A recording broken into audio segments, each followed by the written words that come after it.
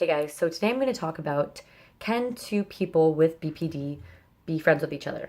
Is it a good idea or is it a really bad idea? So I don't know too much about this subject except from my personal experiences. I've been trying to look up some resources online, but it's really hard to find credible sources and just bullshit that people don't really understand or know about and just kind of spit it out on the internet. I'm sure like you guys have seen a lot of things and a lot of like help sources for people with BPD are actually made by people that don't have BPD, and they're not really like skilled in the subject. And I am one of those people that obviously you can only speak on personal examples. So, I mean, I don't have any like formal training in the matter, so I really can only speak about what I know and what I've already witnessed. So, from what I've seen, I think that two people with like low functioning BPD, it's not good to have each other in their lives. I think also, like, opposite to that, two people that have very high functioning BPD and have kind of overcome a lot of their struggles, they can be really integral part of each other's lives. It can be like a really, really positive thing to have that person that shared those experiences with you. So I think that like having people over the internet and online that I can talk to and have reach out to me that understand BPD and have BPD, it's really a great thing to have. I feel really like I feel less alone, and I feel like sharing stories and little tidbits about my life and listening to other people's, it does make me feel a little bit like a person that's experiencing mental illness rather than just like this. Like sometimes I don't even feel like I'm a person. It helps, solidify me, and it kind of takes out a little bit of the dissociation I have when I'm around too many like stable people. So being in those BPD support groups and watching YouTube videos and making YouTube videos, it has been like overall a really positive experience. But I feel like in person, it's like a whole other thing to know someone in real life that has borderline, and then them be in like circles in your life and like not really having a choice whether or not to have this person. If you both have BPD, I find that there can be a lot of clashing. Like you could either like both love each other, and then if one person develops the other person, then it becomes like an intense hatred. Like having two people split and have like two really strong heads, and having such intense emotions, like having more than one person in like an instance in a room or in like a friend group or whatever, it's like that is really chaotic.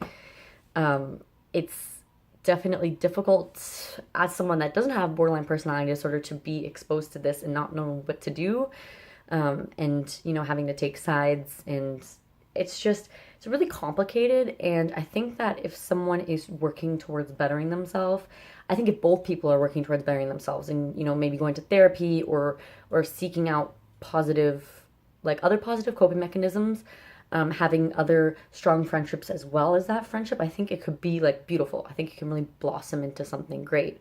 But I am a little bit ashamed to admit, but it's good for you to admit it in yourself, that you are sometimes that toxic person.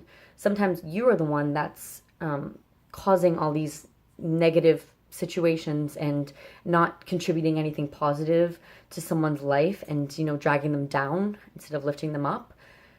If you have ever been like a low functioning borderline, then you understand that sometimes that has been you.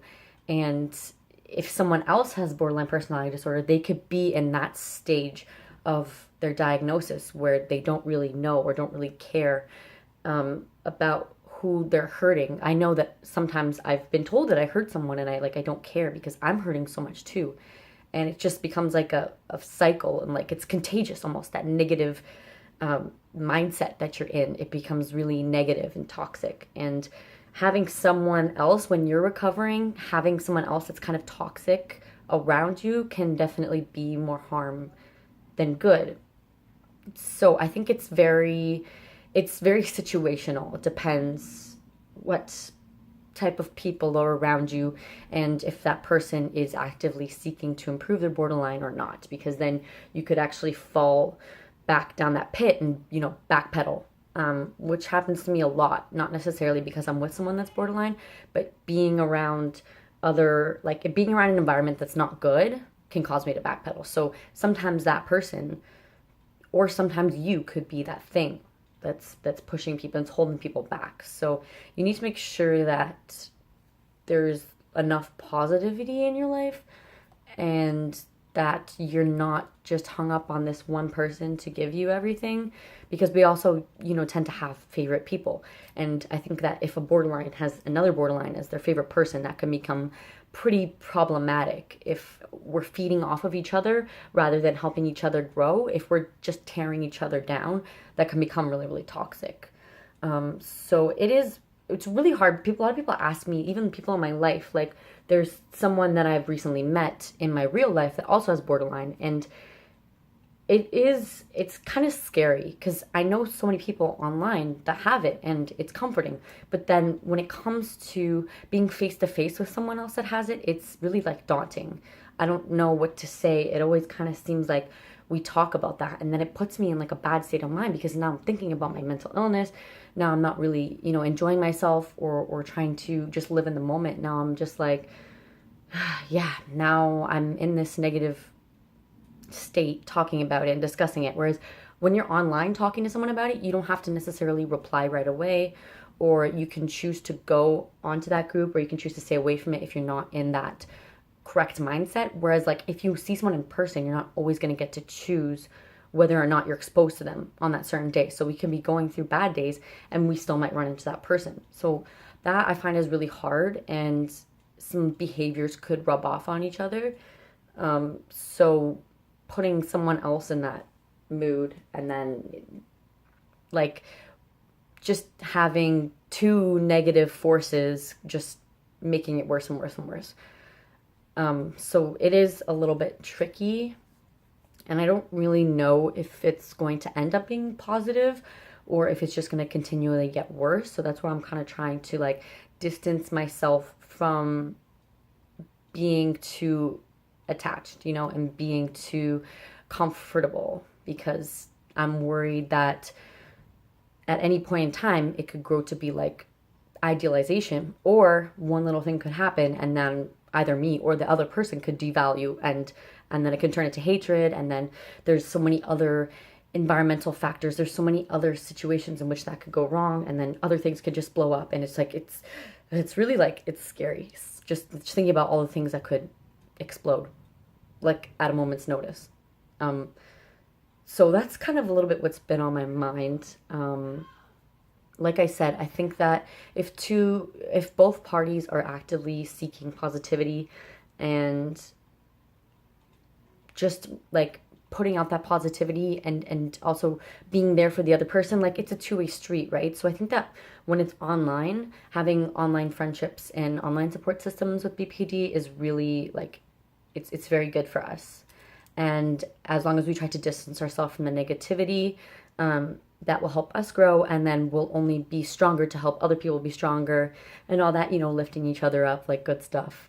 So I do try with my videos to make it seem like optimistic and positive, and we can get through this together, and it'll get better kind of thing, but it's not always the case. Like personally, I don't always feel this, positive, and I don't always think this optimistically. Like it's usually not the case. I don't want other people, I just don't want my negativity to rub off, and I don't want people to feel like hopeless because of it. But in truth, I do feel a lot of dysphoria and negative thoughts a lot, and my life oftentimes gets upheavaled, and I don't know what to do for most of the time. So I know I sound like I do, but I really don't. So that's just a little bit of what's been on my mind. If you guys know someone that has BPD and you guys have a relationship or have had a relationship, just kind of what happened, and if it was good for you or if it was bad for you, and if you've read anything that might be good advice, I'd love to hear it. And I'm going to still continue to find positives and also try and maintain healthy relationships, because once we have the negative ones, it just makes us just fucking spiral out of control. At least for me, it's sometimes really quick. So just trying to stay above water is the ultimate goal. So thank you guys so much for watching this, and I will see you guys later.